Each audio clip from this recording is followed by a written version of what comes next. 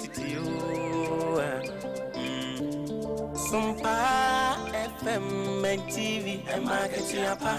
Sompa dia sasiso and many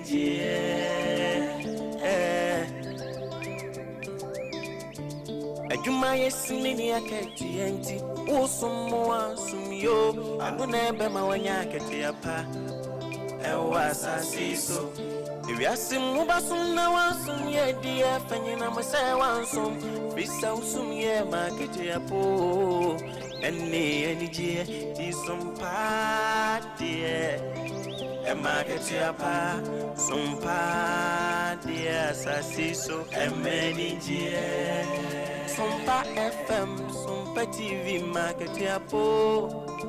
Sompa diye M-I-N-G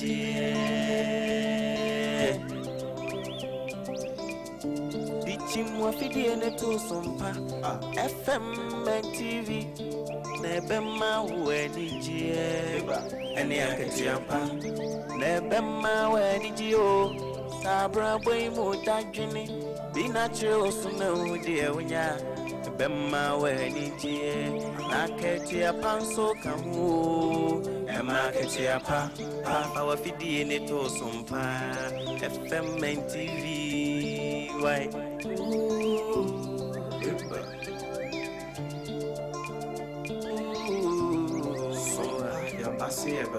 Yasin Sompa mani jeni aketiapa na unu warada Sompa de asitine imunu Maketiapa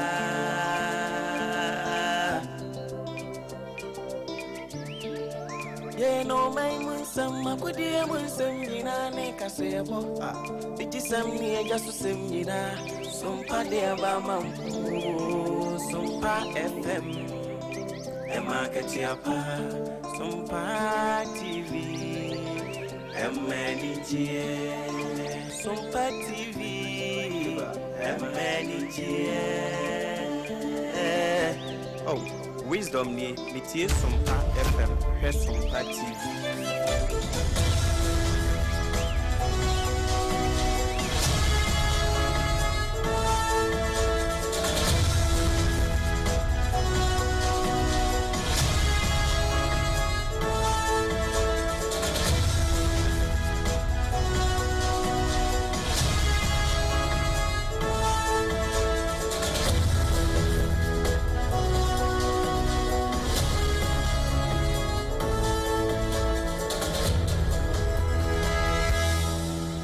Kuoba simpri mu bema ba anopano nsia kasebo ena aso every Sompa 106.5 FM Accra every Sompa 106.5 FM Accra no enam ye headquarters e wokumase e Sompa 93.1 FM sanso na Sompa TV nso enam so enwachi ayiko 100.9 FM wokumase Adam Fopa radio nso e wo Paris France takwa Sompa ye 101.1 Tachima Sompa ye 106.1 FM a wo nso afabie ena enwachi nso womo sunyane etie free Sompa 98.9 enkranza mensonom eye Sompa 90.7 ena mankasim eye Kingdom 106.1 FM decoder so bebia radio wono eye Sompa FM live ye decoder no so no decoder so wokoso a bebia Sompa FM e wono wobetimi enya ye wono watie e wo decoder no so ena Facebook page ni ye Sompa 106.5 FM Accra ena YouTube no so eye Sompa FM live ye website no eye www.sompaonline.com Kanesh Urban Radio so ewo Kaneshi Market o mapetim Doma FM Doma Hinkro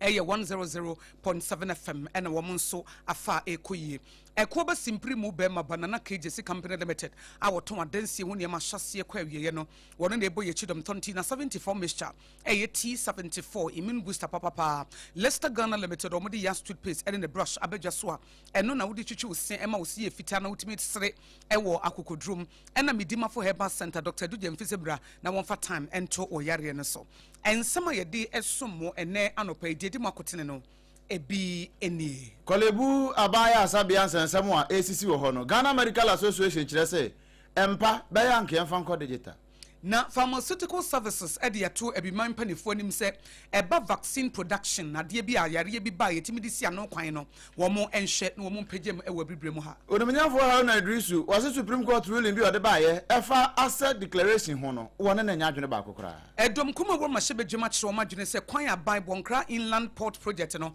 aban ye nani no enye fe kora Richard Ahiagba kasamafo de ma MPP amonyoko no wo kire se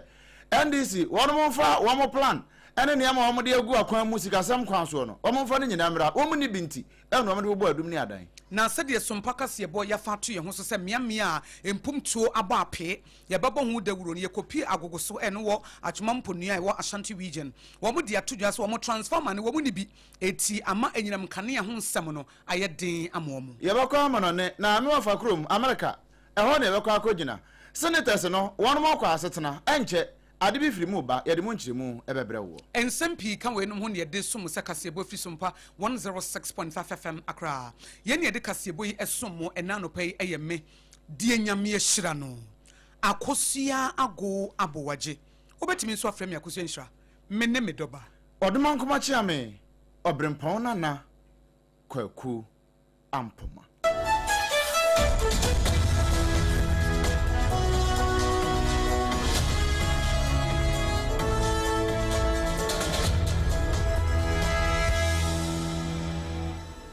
afei yensensem na se emfa emao ye hyase e de free apomden ensem mu se etiefo be kaya be se ena kakra ni ensensem a epiepie e de free kolebu titiri pa e de ba Nobel syndrome na enya nansen a na hyase a chepa na nso kamia se afibia no yenya foforo na anu hompo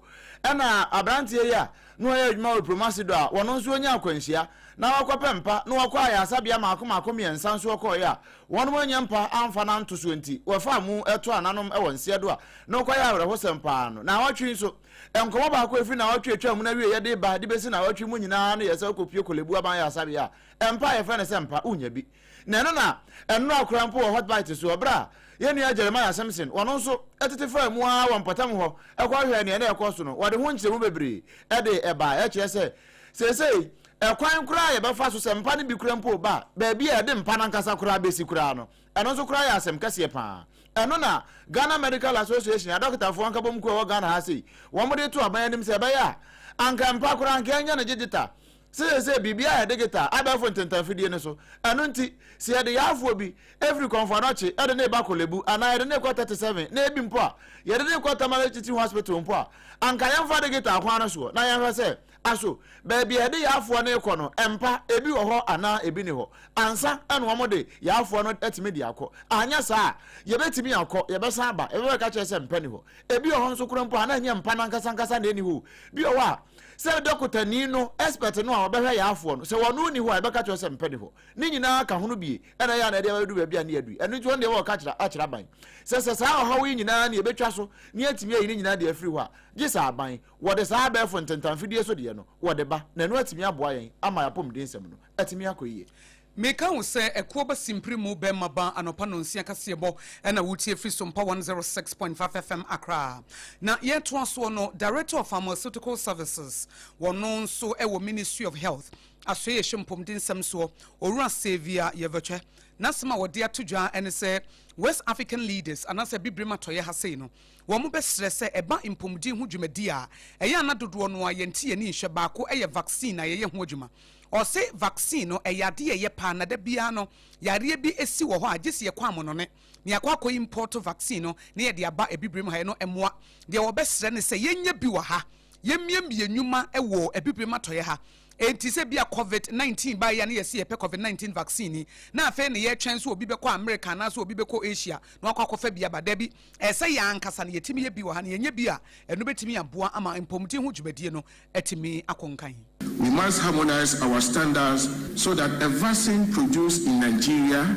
is trusted in Ghana and a biopharmaceutical from Senegal is accepted in Liberia without redundant bureaucratic delays. Your Excellencies, I challenge this forum to move beyond communique writing. We need a roadmap for pool procurement. If we aggregate our regional demand, we provide a guarantee of take that the private investors need to break ground on new facilities. it is essential to align the procurement system of member states with the pool procurement framework to enhance collaboration and efficiency. Oru Xavier Yovoche, our Director of Pharmaceutical Services, Ewo Health Ministry, and Nasa Soye Shimpom Dinsamso, no and the Kasaya would dear to just say, Kikayo, not ye pursue a 110 Basahara Sokra, Nanyankopon ya Dumwa, Enu Bayer 2024, Nidia say about vaccine pa dia. Say ye cook crobiso, ye imported ya ba Africa de, and no na chamukra, Yankee Kaya Hunsi and near Momode, say be a anya be and a vaccine no, do no ye cra ebano, ye be saw how any abinidiano, a free so. Nana, Kojoji Company Limited, Necasiano, and I pay, ya do some wono. I was Sompa TV so, and Sompa FM. Yam Krabatanina, Ubia FB, na ye Kwaku Piemo, our Tamale Central, where Tamale South. Mrasebe jeni ya onu kro ya san ya so afo ema adusuan e wo man Ghana mu wo ya Esquire teso ye mredimni onimnyamfo ha na Idrisu ono na yeka sei kane no ya minority leader mpo wo se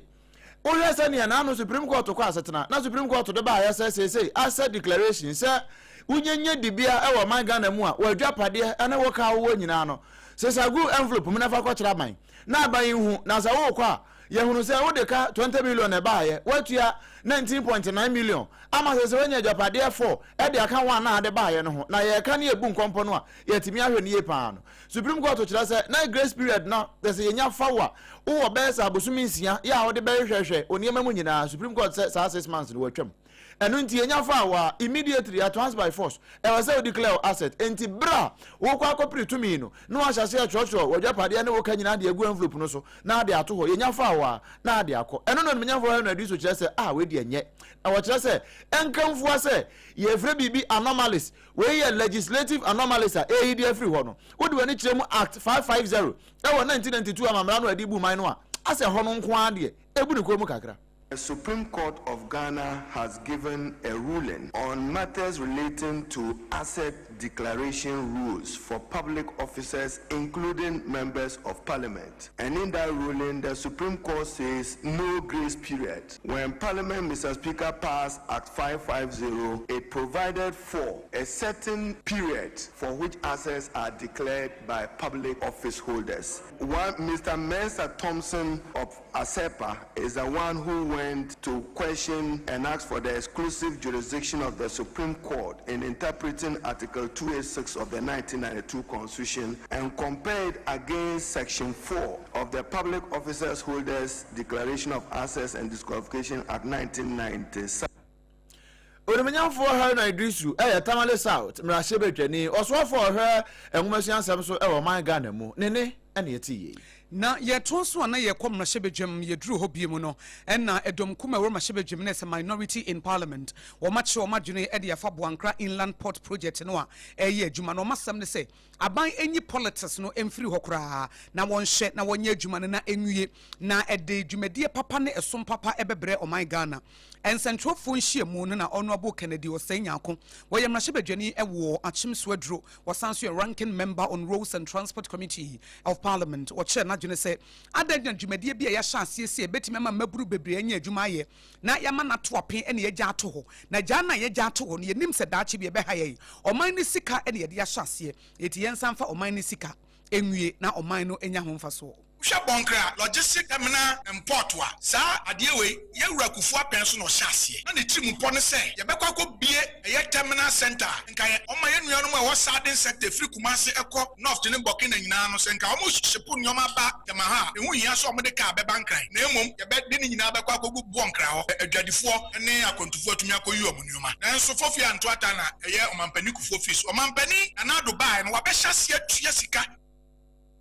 wie eni ayeti ye eye minority anase domkuma wo mo wo emrahye bejam de wo ye ranking member Roads and Transport Committee na wo sanso emrahye bejani e wachimso aduro ono obo Kennedy Osanyako na wo ba bewie no ene ode ade sede to abayenim se NPP for hyase no wo mo de na better Ghana ne better yedie anase mpumtuo papa beto o man na no mo ye ho adwuma eti minority for no stress aban no wo mo mpusu wo mo ho fi se eye ejapade e beboa o man ni ya bo ne tofade a adom kuma besi akachire Ghana for say aban nsem o kekan no dodo ansa na oba beji tumi no aban antumi amfa nsem no amfa nya adwuma eya akakame say na tumi ni keke na aban ne hwehwe enya adwuma na obeye no na eno mo ba no o man kasa aba behu say sana ye na na dodankwa ni MPP aban na omo bo mo homode yie omo ye adwuma ese fata eboa Ghana fo no mo ba no mehu say adwuma na aban dada ne ye na ye adwuma adwuma so na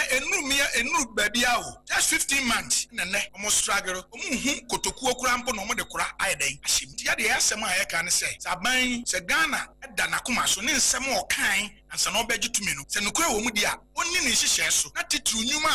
wonni ne nhyehyɛ so na ɛsɛ better Ghana ho asɛm ana wɔpɛ no sɛ de bɛyɛ mpumtuo nnwuma bi a aban dada ne hyɛ aseɛ no aban ebewie Honorable Kennedy Osenya ko yemrahyɛ badwani wachim so aduro ranking member on Roads and Transport Committee of Parliament on kasa ya Sompa kaseɛ bɔ yɛtintim ɛde asom wɔ anɔpa yi ɛno yɛ dɔm kuma no wɔn mo nyinaa yɛ MPP foɔ wɔn mo pani a wɔkasa de ma wɔn amanyɔkuo no ɛyɛ Richard Ahiagba na na ɔpɔn kyekyɛku ɛna kɔfa ne nyinaa de ba ya wɔfiri hɔ no wɔsan na ne kyerɛ mu ɛwɔ MPP foɔ wɔn mo atena kɛseɛ mu na Richard Ahiagba egyina simpie ne apa so na ɔse so ɔpɔn kyekyɛku ma ya nya de a wɔbɛkasa esansa no wɔ mmarahyɛ badwafie wɔba ya pɛ ɛno ɔse wɔnyɛ asɛm no ɔmfanfa Sompa so esansa ha na dodoɔ no nyinaa tie sɛ NDC foɔ ba abai ɔma wɔ man no wɔn ba ya ɔmbɛbɔ ɔman ne sɛ to ɔman ne kwansen no wɔn de ade abɔ ne toɔ ɛnu wɔn nyi ne toɔ nkakra saa esansa wɔhwɛ bɛɛ mampani Akufo ado bɛdi aban from 2017 koraa de bɛsi 2019 ketewa bi koraa mpo no na ɔman no ewiase nyinaa no yɛ GDP no na enyini bɛɛ sɛ ɔmo nkyɛmu nson ɛma Ghana bɛduru sɛ ewiase nyinaa no Ghana no yɛ sika sɛm no nyini ntɛntɛm paa asi abɔ no fertilizer ɛnu odi mirika saa no wɔkɔ nanso nkurɔfoɔ ba yɛ NDC fo asɛm no wɔka yo wɔso wɔn mo nɔmba mmɔ ɛnu nti wɔn deɛ wɔkyerɛ wɔn mo economic records wɔn so wɔn wɔ no wɔn mo family no ɔman ne hwɛ. When President Mahama in 2025 stormed the organized labor negotiation room, he told them that, oh, the economy is so bad and that if they allow him to agree to a 10% base pay increase, when the economy improved, all of us will benefit. Sure enough, they told us that the economy improved unprecedented in 2025. He came to negotiating with organized labor for wage increases. He couldn't even do the 10% that he was able to do with a very bankrupt economy they claimed in 2025. But it's now 2025 Ukraine. Wɔn ba wɔn anya hwe kasatenti antoponko sani ese adwon kan ye no. Ɛno no wɔn gusu wɔn ne nam wɔn de bɔ adum ne adan. So wɔn so wɔ pepa bi a wɔn fa ma kyerɛ wɔn man no. Wɔyɛ yɛwura Richard Ahiagba na ɔpɔn kyeku ɛna kɔfa ama ne bɔ wɔ nso ɛde bae. Meka wo sɛ Sompa kaseɛ bɔ na wotie fi Sompa 106.5 FM Accra ɛko ba simpri mu bɛ maba na na KJC Company Limited anopa no nsia kaseɛ bɔ no sa afɛ na wo si dan na wo pɛ baabi abɛto adansie ho nneɛma wo hyɛ ase a wo bɛwie wo don ho bɔ dondo ana dondon so asawo a na ɛyɛ ɛko ba simpri mu bɛ maba ɛnyɛ nwanwase wakyɛ abaso bɔ wɔ Ghana ne amonone a Ghana fo a wo abrokyire nyina wo bi apɛso wo si ne dan pɛ no afrɛ ɛko ba simpri mu menhyɛ ase mfiri he wo ma free consultation wo kyerɛ kwan yɛ fa so esi dan etimo obia emu mesi ni bi mu architect bi emu bra na foundation na wo pesa wo to no wo bɛkyɛ wo sɛ wo foundation no ɛnema dodo a wo hia ni na watimi de aye na edimu ɛko ba simpri mu ɛna ye ne saa Ghana ha mantam dunsia ne nyina wa peti wo ba bia eti pantanjo abeso na afi so jo aben se pa se tano so ntribo ho etimatim fumaso asaman kese wanchi to ase kaso a kyɛ sɛ ne branches ne me kase me bobɔ so a me nwie ne mom wo de ne sɛ ɛko ba simpri mu bɛ maba ɛno ane sɛ wo bɛfrɛ ne sɛ wo nkran sɛ wo kuma se sɛ wo tamale ɛwɔ 020 435540 020 435540 woto adansi ho nneɛma no so odi guka mu na odi akwa ma wo free nana KJC Company Limited adansi ho nneɛma hyase ne yewiyeye alpha and omega eno no eno achi no anopa etwitwi wo se wasɔre anopa ɛyɛ na ɛnwanwa so obi kasa me de metwitwi me se once a day enemrem ɛsɛ wo twitwi wo se anopa na wo twitwi wo se numre na wo ye wo se yie manya wo se abro enti Leicester Ghana Limited ɛde Yas toothpaste ɛne the brush abadwa so obetimi aboa wankasa na Yas toothpaste ɛne the brush no wo de twitwi wo se a Bristol's no enya de tutu eno ne de ɛyɛ na asɛ ɔmo se mefin no mefin ne ntutu saa de ɛwɔ brush no so no etwitwi wo se yie pa ya wo whitening nti wo se no baabi asene a ebeyi so kama ene esan so heba no na se wo se no se yare bi bemu na eno so asane yare fi so no wo ye heba enubra ne ha ma na ye de yes toothpaste no ene esan wo gel ɛne ɛwɔ total care no deɛ ɛwɔ si dodom mu ne wɔ si akyi ne baabia no na wayɛ no fine. Leicester Ghana Limited yas toothpaste ɛne ne brush ɛno ɛne yɛnim sɛ wowɔ nkran a na wafrɛ 050-161-9588 050-161-9588 ɛna wowɔ Kumasi nso ɛyɛ 050-18390-338 050-18390-338 yas toothpaste ɛne ne brush ɛno ɛna ɛsɛ sɛ wode twitwi osia no pɛ yi mebusa wo sɛ wotaa yare ana wotaa nya infection ana woyɛ obi a ɛduru anadwo a wodwo nso several times ansa na ade akye ɛne ɛwɔ immune system na yare abam na immune booster papa Ghana fo nim no yɛfɛ ne tonti na 74 mixture anase T74 aduro na ɛde DHC afra na FDA agye atom ase kyerɛ nyina sɛ tete yɛ nananom dudo no ano wɔ nom no ɛna sɛ yɛn ne te sɛ nsuo nanso anuane no nyinaa bi wom tete no wa mo no ma no ma nyinya wo manim nanso tonti na 74 mecha de se wo no mo a enya de obenyinya wanim ekwan bi aso eti wo kan shi drug link kuma se ashtan kolina keba na wo de wani ache wonti wotie so mpaka se ba emu o shoma na wa hye no so sa wo be frɛ T74 immune booster papa na si center table no so eti yare no kora emma da bia hoden ko afi se infection na ba pe ekroton wo e chance na ewu wo bon se sia bibi twa wa na ewu afi se wonom tonti na 74 mixture eye 024607349 024 6073-498 and 050-1628-931 050-1628-931 na momuno sa wan konom 74 mission na chire yare bi bo na wo pe ba bia wo de ayaresa no wo pe ba bia afiri ho a ba bia banya ayaresa afiri no ye fa na medima for herbal center na sa Dr. Tamoda so sa wo dofo bi ne fa ba bia adwedwo ana sa wuti osisi yare bi na wo ho ana sa bia wo kotodwe diabetes ana prostate issues e wo mema ho hypertension ne ma ne mema mo pa wo wache nanso besi ne mesre wo ware ache wo ware emfie num emfie du awo ne ma enkrofo de yawo echa wo mpo a mesre mentete bra na medima for herbal center Dr. Tamoda so won fa bibidro ema won fa ho fa ba wanye okapre wo wi a na obaba bedanase yare a ye kronkro typhoid ne malaria nyina nso ye ho adwuma Dr. Tamoda so no okumase Aboagye Agogo ena nkranfo ya frɛ no an watu na so nim sɛ ha so de ye capital nti oba ye no se mami kopoko ase maira okopie kopoko se maira apɛ ena okosi mansion kesie bi na ahwedan no ase yes sɛ de dan no ofɛ ne sa na yere sabia no nso ofɛ eti obi ase poko ase maira na edem eti from Medima for Herbal Center Dr. Dujemfi wagye abasobo wo Ghana na amono no nyina eye 0244774282 0244774282 na 05007272215 05007272215 meka wo se Sompa kase bo na wutie fi Sompa 106.5 FM Accra.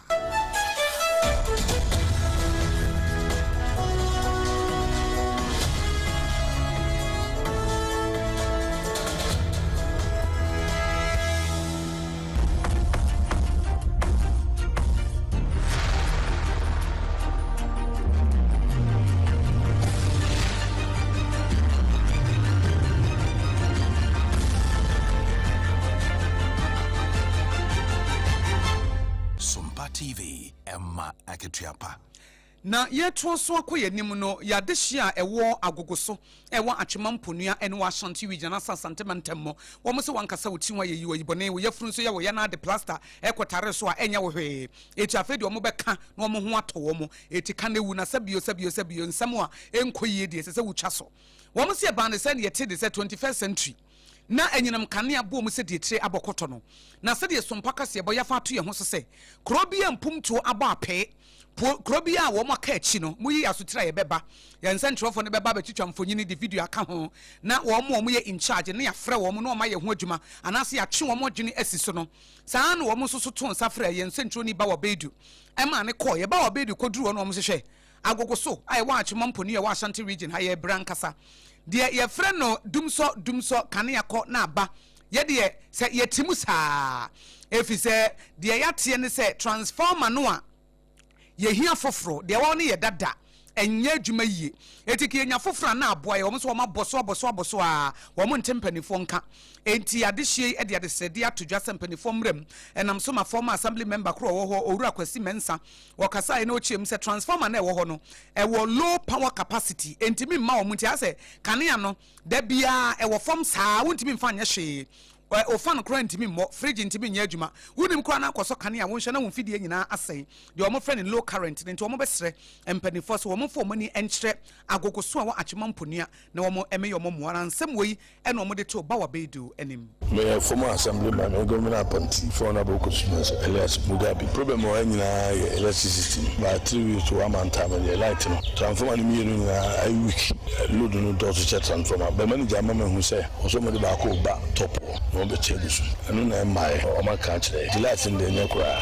I have in the things and so go on my inside light in dim top so mama for no so na challenge o ha the mechanic say Jacques waya de obele school classroom box 6 contact the judge kiki omusi belazizi abona mani ogusu be wie pay do mo be dran for so mo for transformer me mo me nya light tigaka me enti agogoso ewo achema mponua Ashanti region ebra yen central ni bawa bedu a osi Sompa FM ne Sompa TV anemu wo kopie ho no ena wode ensem nyina ebetu dwa se wo mo besre se transformer na wo ho no low current nko an de ma wo mo etimi mpawa hye se ma ensuo kura wan de fise ensuo no wo hia skane ye betimi apia no na ma ensuo na batututututu kama wo mo nya ne saa enu nti wo mo besre so wo mo de afa Sompa kase ebosi wo mo gidie se mpanifo betie na wo ma ba agogoso wa achema mponua wa Ashanti region no detimi aboba wo bedu ene de amane boyi ebae yamfa Boeing number 106.5 FM na yamfa nkopie mu ewo America White House ewa ne yegyina yi na yakoya obaka se be se bosome ni na chikakra ni wo ba bia Fred se Department of Homeland Security wo mo adwumadi a wo mo di wa America no me wafa ba ye wo mo anya issues pa ama sika kura wo mo de kwaboa won no sa ba se 37 days ni $1 kura ana 1 cent mpo nya de a akro eno ena senators no wo no mo ne White House akwa asetena wo mo agi atum bipartisan deal so wo mo de wo mo betwa ba e de ahesa ensensem no ano wo mo de sika kase pa e de bekwa akohyem na afa Transportation Security Administration TSC wamuzo nya bi no mo dia ya adwuma ye TSC nko a afi Coast Guard FEMA ene wo mo aka nyina no wo mo nyina benya sika ni bi no mo timi dia ya adwuma ICE fo kora ampo no wo mo de wo mo dwumadie no ya de a sika wo mo de bekwa nyina no nya de amama 1 cent kora wo mo de wo so wo mo de wo mo deda wo mo ni wo mo ho we nyina kire se omanfo no nansan se ne omanfo ne complain se obedu borderline ne so wo no a delay how bi aya koso titiri pa ene Houston Atlanta ena fe Baltimore san fifi wo nyina no manfo complain pa no kire se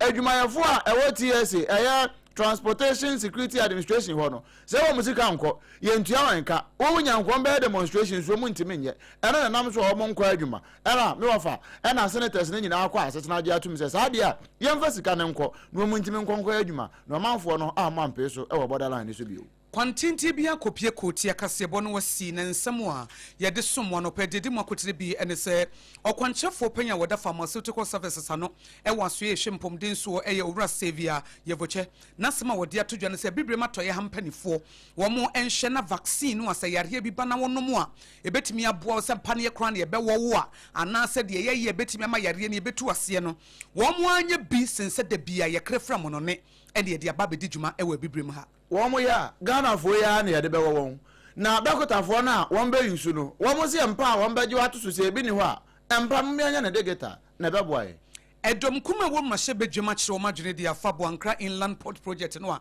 ewo Ashanti region no wo mo kyem se wo mampanyine dada ato aso na akato na bro na wawie aka akra bi nanso besi ne aban yi ba na se woyi nani to wo de afutuo ma aban a wo mampanyine His Excellency John Dramani Mahama da wo mo no se empum tudwuma bia na na dodan Kwaku do His Excellency mampanyine dada ahyase no won to so na enwie fisi de wo man ni sika ene yeye baako asset declaration yeah see am 6 months grace period no Supreme Court to say watwam onimnya for na do so chese we die won for sege adehye wa agogoso wa ntwema mponua wa Ashanti region dia to Sompa kase yɛde bɔnim sɛ sɛne yɛ kɔ mmea no yɛmfa ntodwa so mu hia transformer foforo ɛno na senators wa America wɔn ne White House aka mbom sɛ Homeland Security and afa Transportation Security Administration wɔn mu dwumadie ne wɔn sika sɛ mo ayɛnkɔ yie no amane de sika kase sen akɔ yɛne yɛde kase boy sumwa no pɛyi ɛyɛ me die nyame yɛhyira no Akosua ago aboagye wobɛtumi nso afrɛ me Akosua nhyira mene medoba Obrempong-Nana Kwaku Ampomah waduma kuma chi ame ne me ye come se kasebo efi Sompa 106.5 FM Accra na fa ye headquarters e wo Kumasi e Sompa 93.1 FM na Sompa TV so ayiko 100.9 e wo Kumasi Adam Foba Radio e wo Paris France takwa Sompa e 101.1 Techiman Sompa e 106.1 Sunyane Sompa ye 98.9 Enkranza Menso nom e Sompa 90.7 ena Mankasim e Kingdom 106.1 FM decoder so baby radio wono obenya Sompa FM wo ho ye Facebook page na sa wo like na wo share na wo ne yakonakra na e Sompa 106.5 FM Accra and YouTube nso ye Sompa FM live your website www.sompaonline.com Kanesh Urban Radio e wo Kanesh Market wo mapeti mo Kanesh mdwom ho nyina e ho no manfo nyina etie Doma FM so Doma Hinkro e 100.7 wo mo nso asomua wo mo eni ho agrokra Nana KJC Company Limited ko ba simpre mo be maba a wo de adansi ho ne ma badwa so ye kamfo de ama wo say ye na doa cement iron rods roofing sheets ho e na wo benya Leicester Ghana Limited e de Yas toothpaste e ne brush abadwa so chichu se na wo chichu se a Yas white ne de ekoyi ne heba e ne je ne total care ni nyina de wo benya bia na wo de ne brush no na wo de api so Tontina 74 Mr T74 was who you be out yare pasa de bia yare e du unipadua no mafrusa ne abra na eto adro we no first center table no so nanom na enya wo ho dwuma fa ne Tontina 74 T74 DHC ye de afra titi dudo no ne aye nti se nsuo nti enya nwono wonom ane koye na mo se yare ne ba na wo pe ayare sabia wo de wani be kira eye